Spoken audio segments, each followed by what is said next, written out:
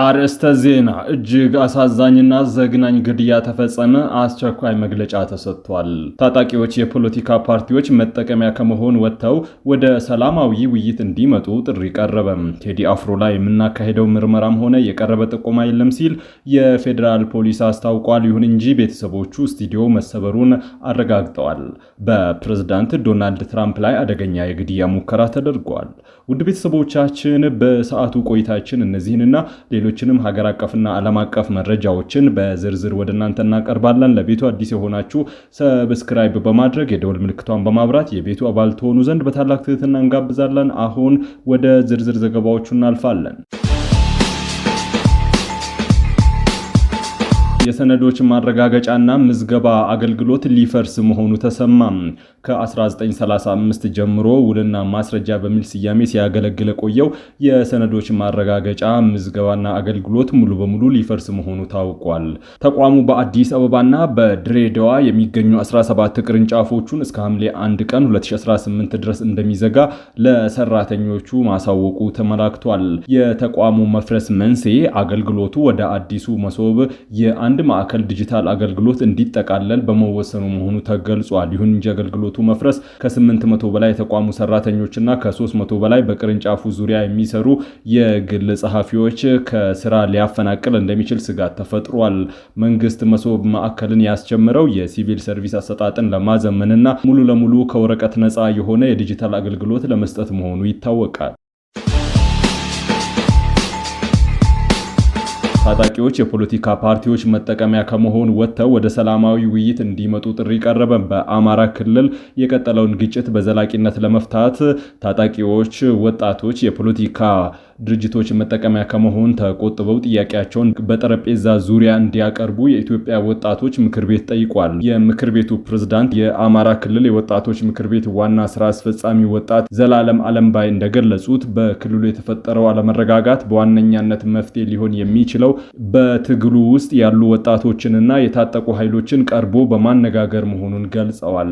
በተለይም በጫካ የሚንቀሳቀሱ ኃይሎች የተለያዩ የፖለቲካ ፓርቲዎች የራሳቸውን ድብቅ አጀንዳ ማስፈጸሚያ ሊያደርጓቸው እንደሚችሉ የገለጹ ሲሆን ታጣቂዎቹም ሆነ ወጣቶች ከዚህ መሰል ተጽዕኖ ወጥተው ለክልሉ ሰላም ቅድሚያ እንዲሰጡ ጥሪ አቅርበዋል።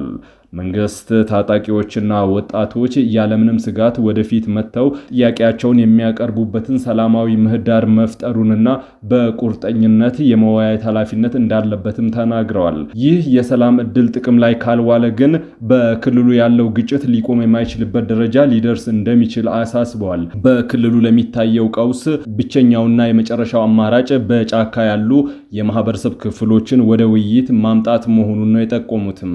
በመሆኑም በአማራ ክልል ዘላቂ ሰላምን ለማረጋገጥ መንግስት ለውይይት ዝግጁ የሆነና አስተማማኝ ሰላም ምህዳር የመፍጠር ኃላፊነቱን ሊወጣ ይገባል ያሉ ሲሆን በተመሳሳይ የታጠቁ ኃይሎች እና ወጣቶች ከፖለቲካ ተጽዕኖዎች በመውጣት ጥያቄያቸውን በሰላማዊ የጠረጴዛ ዙሪያ ውይይት እንዲፈቱ ጥሪ አቅርበዋል። ቴዲ አፍሮ ላይ የምናከናውነው ምርመራም ሆነ የቀረበ ጥቆማ የለም ሲል የፌዴራል ፖሊስ አስታወቀ። በአርቲስት ቴዎድሮስ ካሳሁን ቴዲ አፍሮ ላይ ጫና እየተደረገ መሆኑንና ስቱዲዮ መዘረፉን የሚገልጹ መረጃዎች በማህበራዊ ሚዲያ ሲሰራጩ ቢቆዩም የፌዴራል ፖሊስ ግን ጉዳዩን መሰረተ ቢስ ሲል አጣጥሎታል። የፌዴራል ፖሊስ የወንጀል ምርመራ ኦፕሬሽን ዋና መምሪያ ኃላፊ ምክትል ኮሚሽነር ሙሊሳ አብዲሳ እንደገለጹት ፖሊስ በአርቲስቱ ላይ የከፈተው ምንም አይነት ምርመራ የለም፣ የቀረበ ጥቆማ ሆነ አርቲስቱ ላይ የተጣለ ክልከላ የለም ብለዋል። ስቱዲዮ ተዘረፈ የተባለው ፍጹም ውሸትና በሳይበር የሚናፈስ የፈጠራ ወሬ ነው ብለውታል። ቴዲ አፍሮ የኛ ተጠርጣሪ አይደለም፣ ቤቱ ሆኖ በሰላም እየኖረ ያለ ዜጋ ነው ብለዋል። ወሬው አርቲስቱን መጠቀሚያ በማድረግ የፖለቲካ አጀንዳ ለማራመድና ህዝብን ለማሸበር የሚሰራጭ መሆኑን ገልጸዋል። ፖሊስ ማንኛውም ዜጋ ወንጀል እስካልሰራ ድረስ በሐሳቡና በሙያው እንደማይጠይቅ ገልጸው ህዝቡ መሰል ያልተረጋገጡ የፈጠራ ወሬዎችን ከማንም እንዳይቀበል አሳስበዋል። ይህ በእንዲህ እንዳለ አርቲስት ቴዎድሮስ ካሳሁን ቴዲ አፍሮ ስቱዲዮ መዘረፉን የአርቲስቱ የቅርብ ሰዎች ለዶቼ ቬለ ማረጋገጣቸውን ጣቢያው ዘግቧል። መሳሪያ የታጠቁና በተሽከርካሪ የመጡ አካላት ጠባቂዎችን በመደብደብ አዲስ አበባ ውስጥ በተለምዶ ሲኤምሲ ተብሎ በሚጠራው አካባቢ የአርቲስቱ ስቱዲዮ ንብረቶችን መዝረፋቸውን ገልጿል ዘገባው። ዶቼ ቬለ ያነጋገራቸው እኚህ የመረጃ ምንጭ በበኩላቸው ምሽት ወደ 3 ሰዓት ገደማ ድርጊቱ መፈጸሙን አረጋግጠዋል።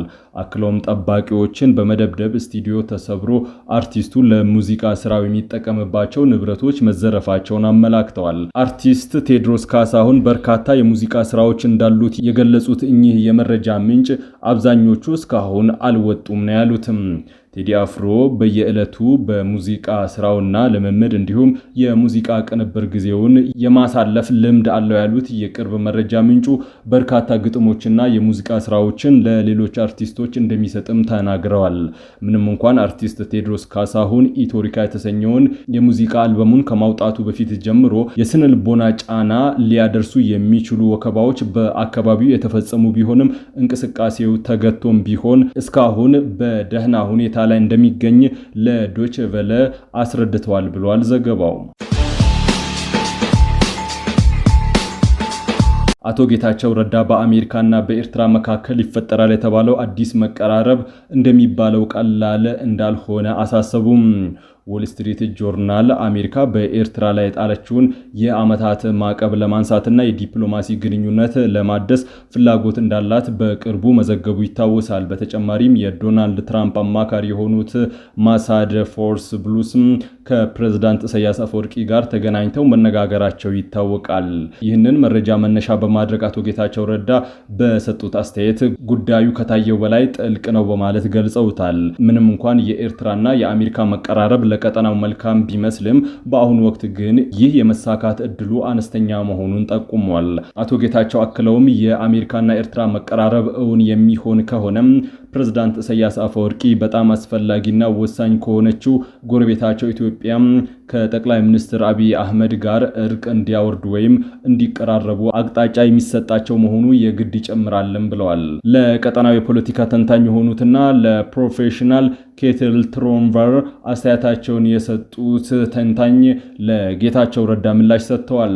ትሮምቨል የአሜሪካና የኤርትራ መቀራረብ በምስራቅ አፍሪካ ያለውን የኃይል ሚዛን ሊቀይረውና ኢትዮጵያ ስትራቴጂካዊ አማራጮችን እንድትመረምር ሊያስገድዳት ይችላል በሚል አስተያየታቸውን ሰንዝረዋል። አሽከርካሪውን በገደሉ ታጣቂዎች ላይ የህግ ማስከበር እርምጃ እየወሰደ እንደሚገኝ የአፋር ክልል ፖሊስ አስታወቀም። ሚያዝያ 12 ቀን 2018 ከጠዋቱ 2 ሰዓት ገደማ ላይ አሽከርካሪው አቶ ጥጋቡ ለገሰ ተሰማ የሰሌዳ ቁጥር ኮድ 3 A354894911 ኢቲ የሆነ የከባድ መኪና በመንዳት ከጅቡቲ ሰርዶ መንገድ ወደ መቀለ በመጓዝ ላይ በነበረ ተሽከርካሪ ላይ ጥቃት መፈጸሙን ፖሊስ አረጋግጧል። ተሽከርካሪው ወይም አሽከርካሪው አፍዴራ ሲደርስ አልፎ ኢርቢት ወረዳ በተለምዶ ሄርቶ ባህሪ ተብሎ በሚጠራ አካባቢ ሲደርስ ሁለት የታጠቁ ግለሰቦች መኪናውን አስቁመውታል። በአሽከርካሪው ላይ ተኩሰው የሾፌሩ ሕይወት እንዲያልፍ አድርጓል ያለው የፖሊስ መግለጫ ግድያው እጅግ አሳዛኝና ልብ ሰባሪ እንደሆነ ነው የገለጸው። ወዲያውኑ ለፖሊስ በደረሰ ጥቆማ መሰረት የጸጥታ አካላት በቦታው ሲደርሱ አንደኛው ተጠርጣሪ በግራ እግሩ በጥይት ተመቶ ቁስለኛ ሆኖ እንደተገኘ አስታውቋል። ሁለተኛው ተጠርጣሪ የፖሊስ ተሽከርካሪን ከርቀት በማየቱ ወደ ጫካ በመግባት ለጊዜው ቢሰወርም የመንግስት የሥራ ኃላፊዎችና የፖሊስ አባላት አንዱን ተጠርጣሪ በቁጥጥር ስር ለማዋል አሁንም ድረስ በጫካ ውስጥ ግዳጅ ላይ ይገኛሉ ብሏል። የአፋር ክልል ፖሊስ ለተፈጠረውና ከዚህ በፊት በክልላችን ላልተለመደው አስነዋሪ ድርጊት የተሰማንን ጥልቅ ሐዘን እንገልጻለን ያለ ሲሆን በክልሉ ስም ይቅርታ እንጠይቃለንም ብሏል። ቁስለኛ ሆኖ የተያዘው ተጠርጣሪ በቁጥጥር ስር መሆኑን አሳውቆ ቀሪውን ተጠርጣሪ በአጭር ጊዜ ውስጥ አድኖ ለሕግ ለማቅረብ ቃል ገብተዋል። ፕሬዝዳንት ዶናልድ ትራምፕ ላይ የጥቃት ሙከራ ተደረገም።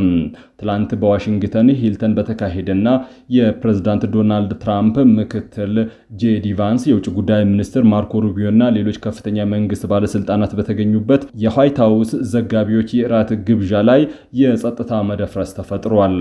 ኮል ቶማስ አለን የተባለ የ31 ዓመት ግለሰብ የጦር መሳሪያና ብላዋ ታጥቆ ወደ አዳራሹ በመግባት ጥቃት ለመፈጸም ቢሞክርም በጸጥታ ኃይሎች ቁጥጥር ስር ውሏል።